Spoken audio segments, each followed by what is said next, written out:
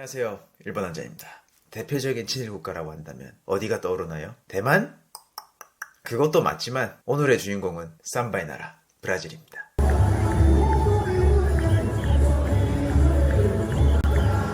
일본이 지구 반대편에 있는 브라질이 어째서 대표적인 친일 국가가 되었을까요? 그 이유는 1908년도부터 시작되었던 일본의 대규모 브라질 이민이 있었기 때문입니다. 여기서 먼저 짚고 넘어가야 할 부분은 왜 일본인이 하필 브라질에 이민을 갔냐는 건데, 1888년도에 1888년도에 브라질에서 노예제도가 폐지되면서, 미국 아니고 브라질입니다, 커피 농장에서 지금까지 쇠가 빠지게 일했던 흑인들이 다 빠져나갔고 빈자리를 채울 누군가가 필요했기 때문입니다. 왜 일본이 커피 대국이 될 수 있었는지 제 커피 영상과도 연관되지 않습니까?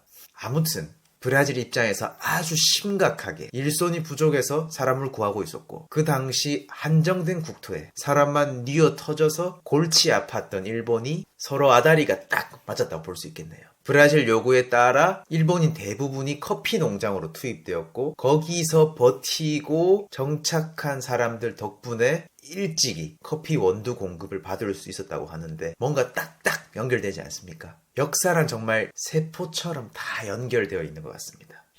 역사적으로 흘러가득하.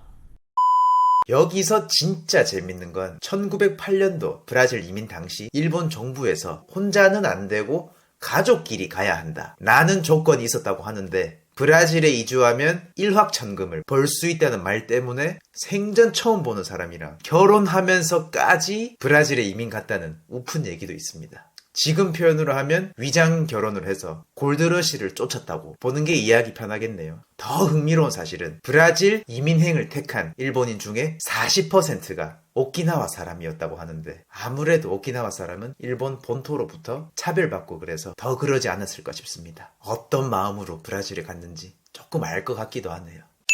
브라질은 세계 최대의 제1일본인 거주지로서 일본인 및 그 혈통을 가진 사람이 약 200만 명 이상 거주할 것으로 추정하고 있습니다. 브라질 전체 인구 2억의 1%를 차지한단 말입니다. 이게 1%라고 한다면 되게 적은 숫자 같지만, 쉬운 예시를 들어가지고 한 학교에 반드시 일본인 몇 명이 있다는 겁니다. 초, 중, 고 그런 거 상관없이. 한마디로 브라질에 사는 동양인 중에서 대다수가 일본계입니다. 미국을 제치고 일본 사람이 가장 많이 이민을 떠난 브라질이라는 곳에서 인종차별을 포함한 혹독한 환경 속에서도 열심히 버틴 이민자들이 있었기 때문에 현재는 국회의원, 의사, 농장주 등 사회적 지위가 높은 직업에 종사하는 일본계 브라질리언이 많다고 합니다. 분명 동양인 특유의 근면함과 높은 교육열이 뒷받침되었었겠죠? 아메리카 대륙 최대 친일 국가가 된 것도 이민자의 역할이 상당했을 겁니다.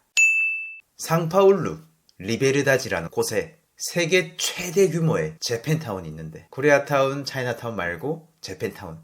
입에 좀 안 붙긴 하네요. 뭔가. 아무튼 예전에는 일본인만 살았는데 요새는 한국계, 중국계도 많이 늘어가지고 현재는 동아시아 타운의 느낌이 강하다고 합니다.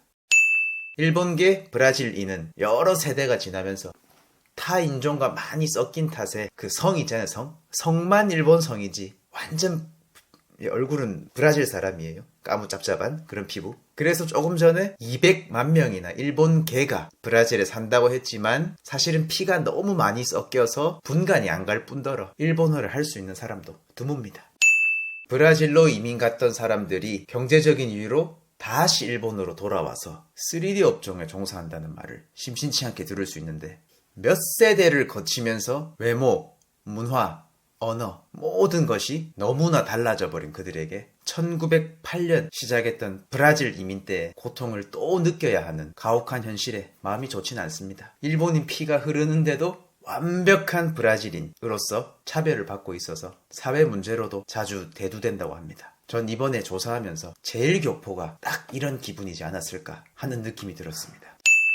혹시나 제가 이번 영상에서 전달하려고 하는 내용이 틀렸을까봐 브라질계 한국인이 지인에게 물어봤더니 농담 아니고 브라질에는 일본 사람이 진짜 많다고 했으니까 믿으셔도 되는 정보입니다.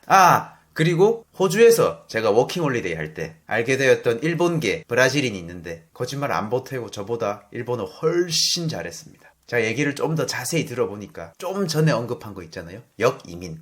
브라질에 갔다가 다시 일본으로 이민 온 그런 케이스더라고요. 외모는 완전 브라질 사람이지만 일본에 잘 적응해서 일본인이랑 결혼해서 호주에서 되게 행복하게 잘 살고 있었습니다.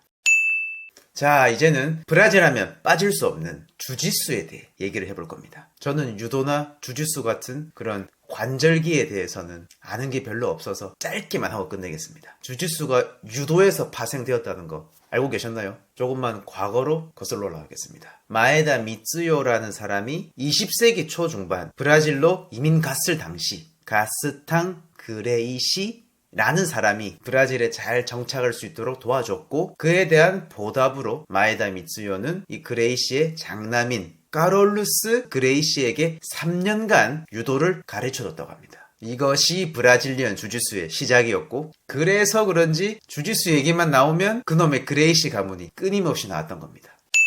유도 그리고 주짓수 넓게 보면 유술이라는 무술에서 파생되었고 이 유술이라는 발음이 일본어로 하면 주짓수라고 하거든요. 브라질 사람이 이 발음이 될 턱이 없잖아요. 그러다 보니까 발음이 조금씩 변질이 되었습니다. 주짓수 이게 주짓수 이런 식으로 변형이 된 거죠. 영어권에서는 주짓수라는 발음 어떻게 하는지 제가 네이버 선생님을 한번 모시고 왔습니다.